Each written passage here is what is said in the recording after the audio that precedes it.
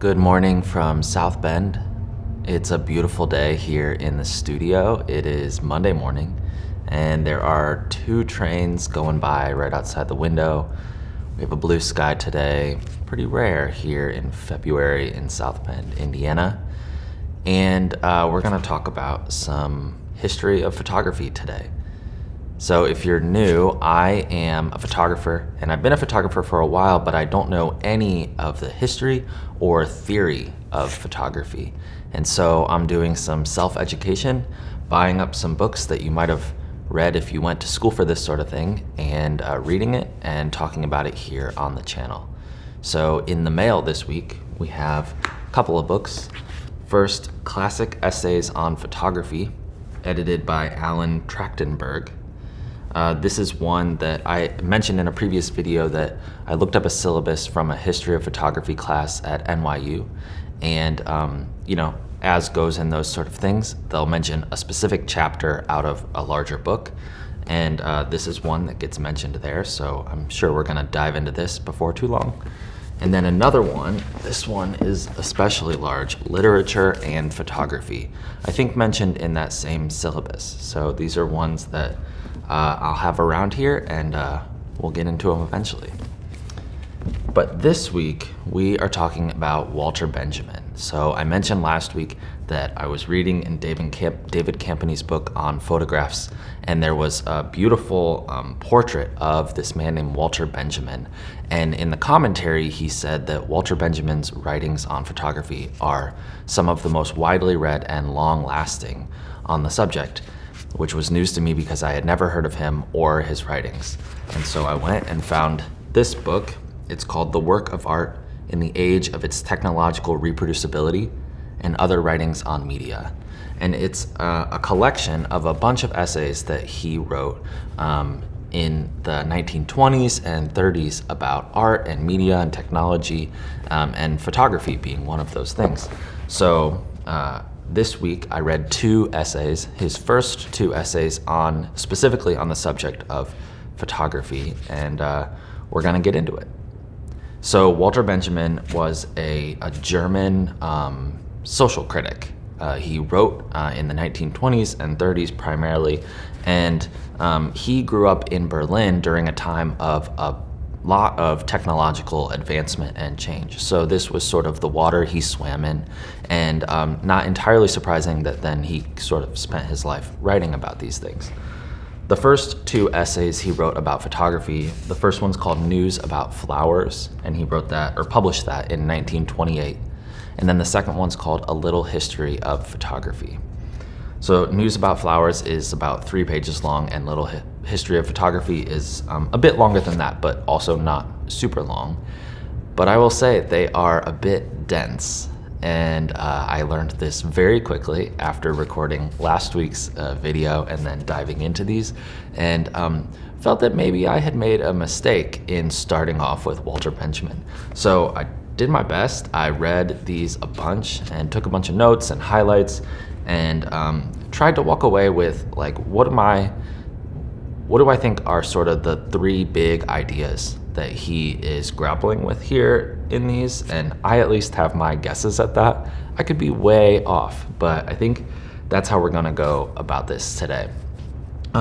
Before we dive into those 3 ideas, I'll give a little bit of context for News About Flowers. The Little History of Photography, I think, is a little self-explanatory. It's his history of photography up to that point, which I think had been around for about 100 years at this point.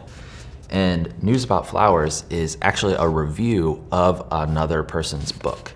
So it's a review of this work called Originary Forms of Art by this man named Karl Blossfeld. So Karl was a painting and drawing instructor in Germany, and he felt that the best way for students to learn how to paint was to paint natural forms, so twigs and leaves and things like that. So he had sort of put these against plain backdrops, and then took magnified photos of these forms to help students in class. And then he published these in his originary forms of art. And it turned out to cause quite a sensation. So in the 1920s there in Germany, these magnified photos of plant parts really caught people's attention, and Walter Benjamin being one of them. So he published this review of these photos, and it's called News About Flowers. So the first sort of big idea that I took away from Walter Benjamin's writing here is just an awe at photography's unveiling of life around us. That there seems to be things about life and movement that we cannot perceive just with our own eyes, and that we need these photographs to sort of illuminate that to us. He uses this term image worlds to sort of talk about this, and that it's not simply just a historical record of a moment that we're looking at in a photo, but within these photos are image worlds. So I have a few quotes. I think with all of these points, I'm gonna just go through and read some quotes that I found interesting, some excerpts. And so right here on the first page of News About Flowers, he's talking about Karl Blossfeld and his magnified pictures of plants. And he says, "He has done more than his share of that great stock-taking of the inventory of human perception that will alter our image of the world in as yet unforeseen ways. He has proven how right the pioneer of the new light image, Moholy-Nagy, was when he said, 'The limits of photography cannot be determined. Everything is so new here that even the search leads to creative results.' Technology is, of course, the pathbreaker here. It is not the person ignorant of writing, but the one ignorant of photography who will be the illiterate of the future. Whether we accelerate the growth of a plant through time-lapse photography or show its form in 40-fold enlargement, in either case, a geyser of new image worlds hisses up at points in our existence where we would least have thought them possible." Beautiful writing. It's a bit dense, and like I was saying, that it did take me several times reading through this to capture the beauty in the writing, but I've been sort of thinking about this concept of image worlds a lot, and it feels like one that I'm gonna need to think about a lot and sort of let just turn over in my mind before I can really sort of grasp what he's talking about. And to continue this point, I want to jump to the last quote, I want to jump to the last sentence here in News About Flowers. He says, "We the observers wander amid these giant plants like Lilliputians. It is left, though, to fraternal great spirits, sun-soaked eyes, like those of Goethe and Herder, to suck the last sweetness from these calyxes." Lovely. And I'll make a note that will come up in our second point, that it's interesting here that he makes the move to draw in names like Goethe and Herder, who are, I'm just now learning, these are sort of famous German writers and poets. And he is always looking for opportunities in these essays to draw photography into the conversation with the other great forms of art, especially as that its place with other forms of art is often in question. And the last quote I want to read for this first point about just sort of Walter's awe at photography's ability to unveil life itself to us is in the Little History of Photography. And here he's talking about some portrait photography. He says, "Or one turns up the picture of Dothenday the photographer, the father of the poet, from the time of his engagement to the woman he later discovered on a day shortly after her birth of her sixth child, lying in the bedroom of their Moscow home with her veins slashed. Here she can be seen with him. He seems to be holding her, but her gaze passes him by, absorbed in an ominous distance. Immersed long enough in such a picture, one recognizes to what extent opposites touch. Here, too, the most precise technology can give its products a magical value, such as a painted picture can never again possess for us. No matter how artful the photographer, no matter how carefully posed his subject, the beholder feels an irresistible compulsion to search such a picture for the tiny spark of contingency, the here and now, with which reality has, so to speak, seared through the image character of the photograph, to find the inconspicuous place where, within the suchness of that long past minute, the future nests still today, and so eloquently that we, looking back, may rediscover it.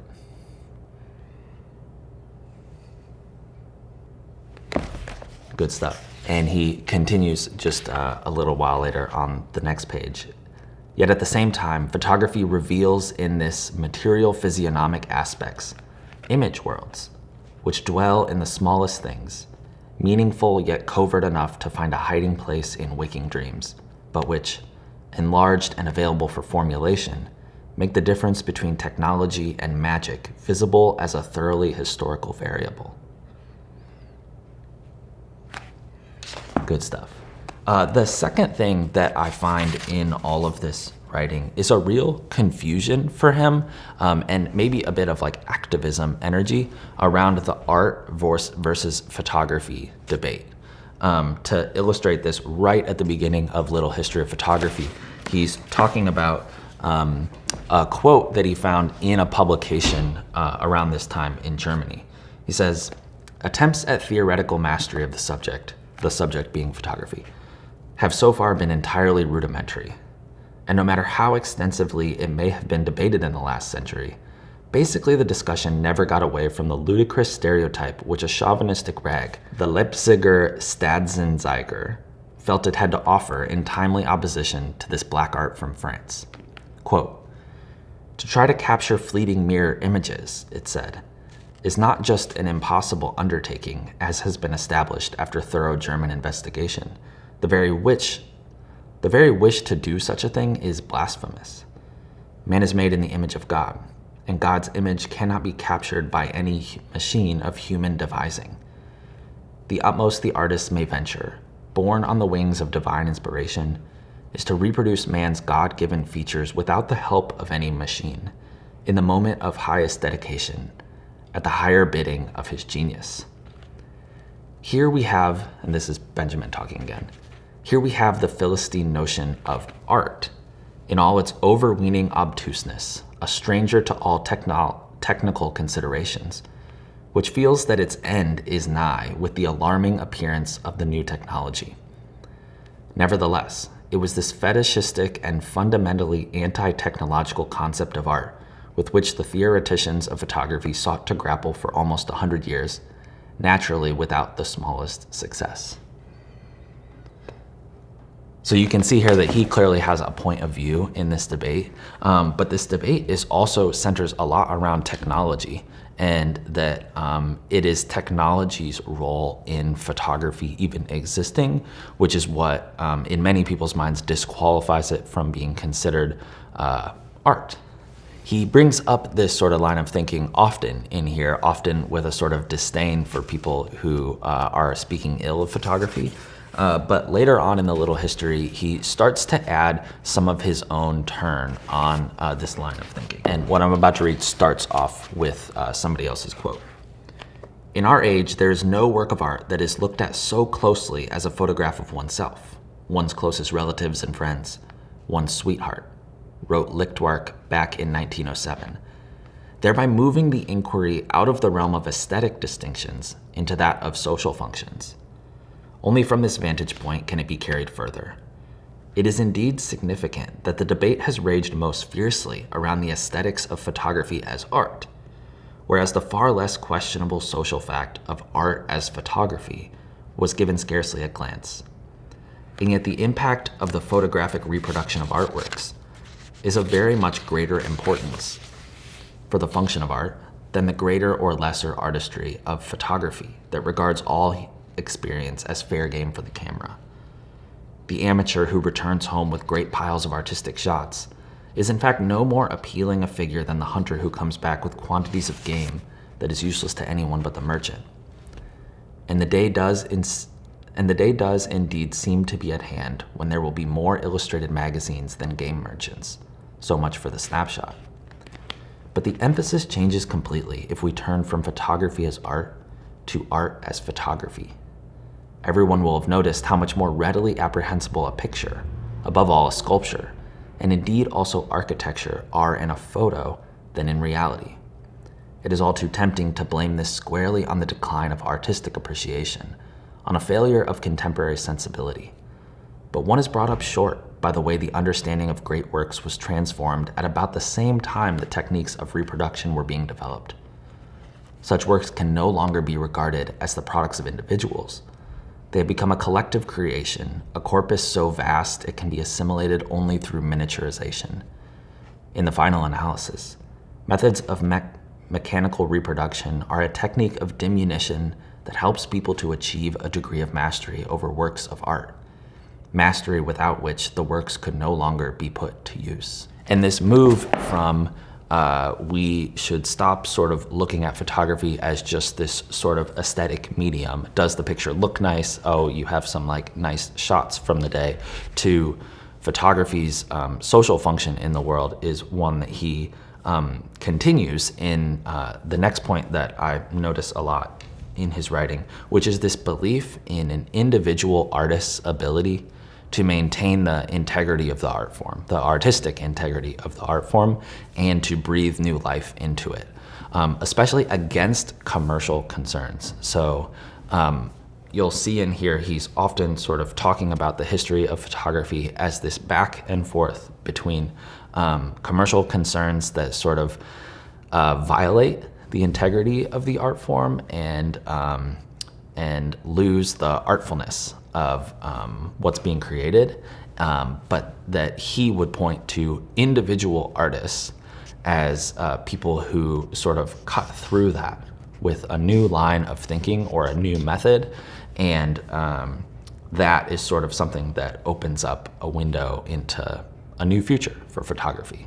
In particular, he is a big fan of Atget, who we've mentioned here last week that I got a big book by John Zarkowski about Atget here in the studio last week. I haven't dove into that yet, but here Benjamin points to Atget as one of these figures that brings photography back to itself.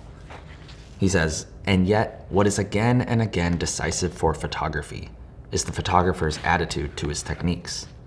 Camille Recht has found an apt metaphor. Quote, the violinist, he says, must first produce the note, must seek it out, find it in an instant. The pianist strikes the key, and the note rings out. The painter and the photographer both have an instrument at their disposal. Drawing and coloring for the painter correspond to the violinist's production of sound. The photographer, like the pianist, has the advantage of a mechanical device that is subject to restrictive laws, while the violinist is under no such restraint. No Paderewski will ever reap the fame, ever cast the almost fabulous spell that Paganini did.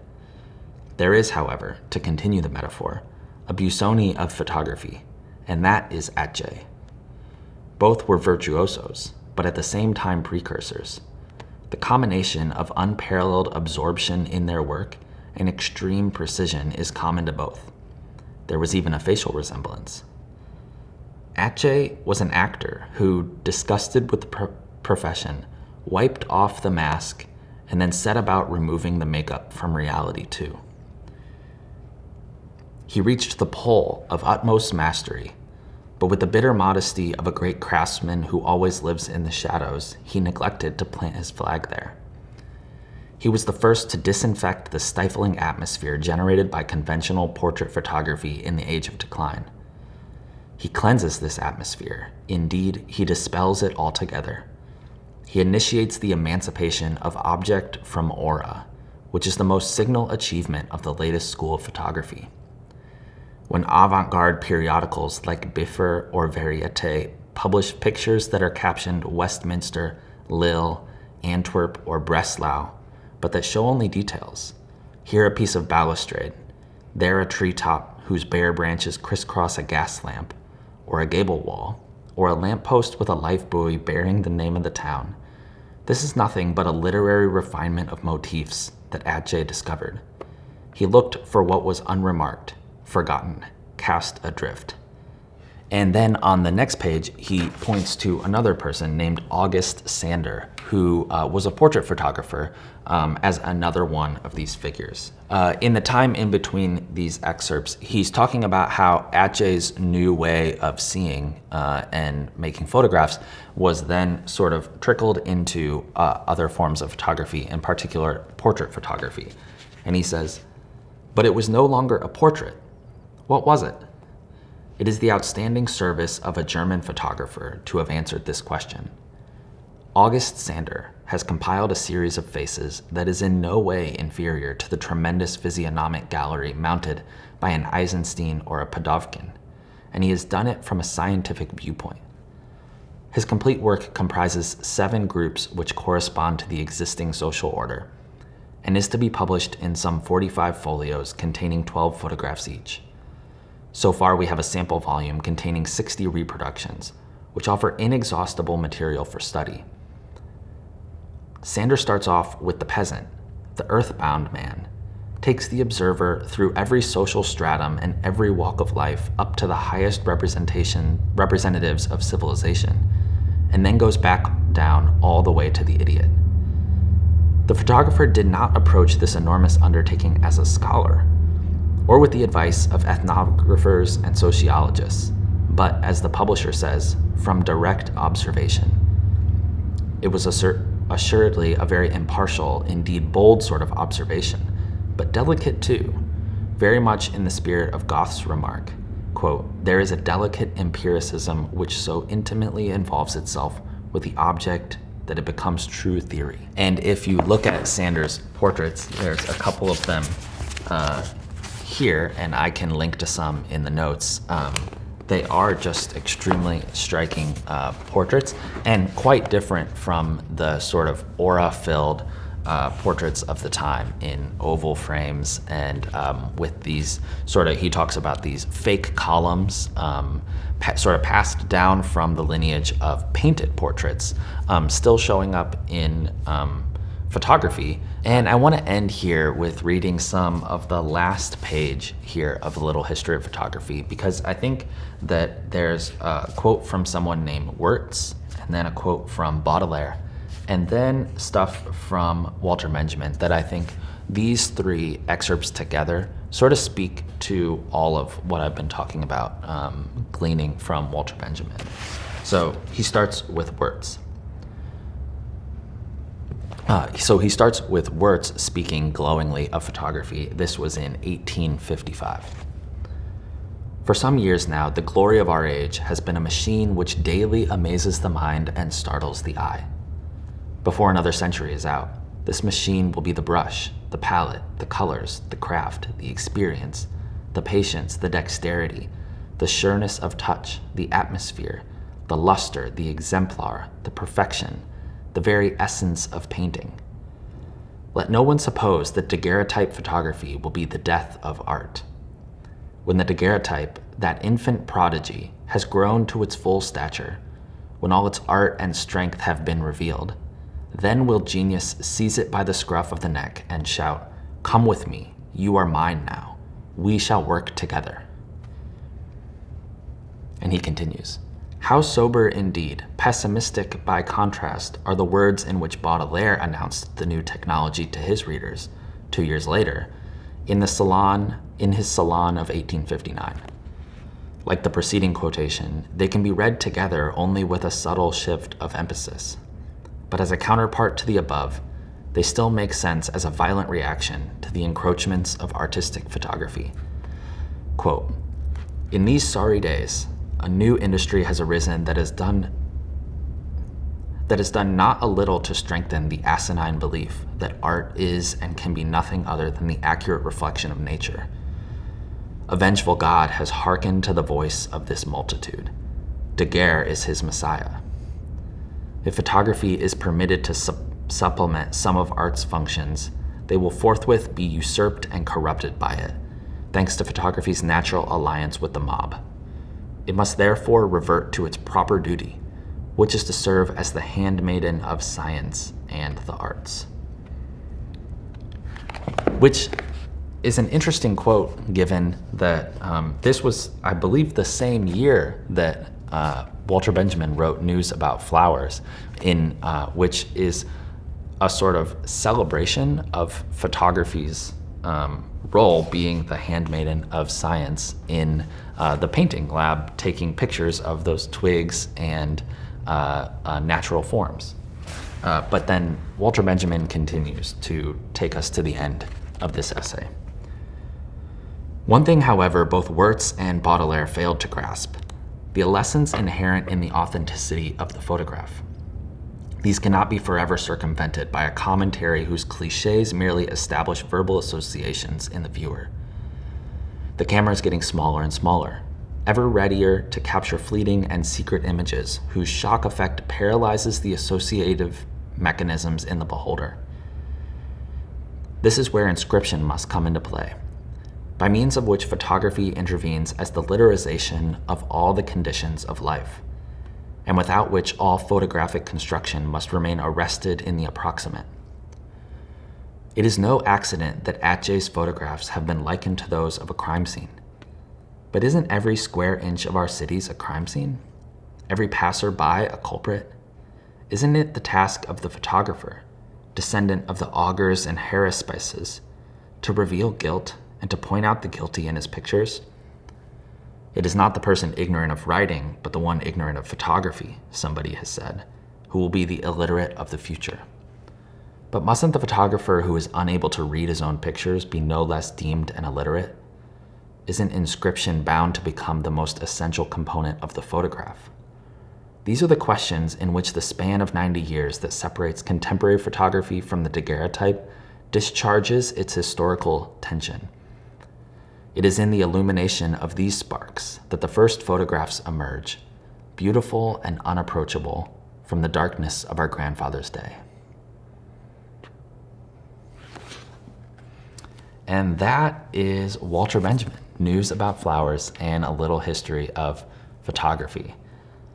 I am definitely planning on going back to the Little History of Photography once I have sort of dove into some other stuff. He's always referencing other thinkers and a lot of scientific things about the development of photography, which I don't really know anything about. And so I'm imagining that I will be able to have a much better grasp on what he's talking about in here once I've learned some other things.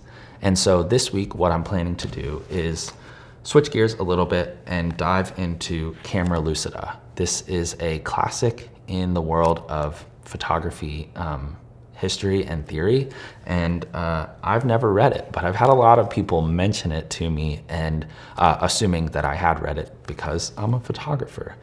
So this week I'm gonna dive in here. I'm not sure if I'm gonna read the whole thing, but I might read the whole thing this week, and then we'll talk about it here on the channel.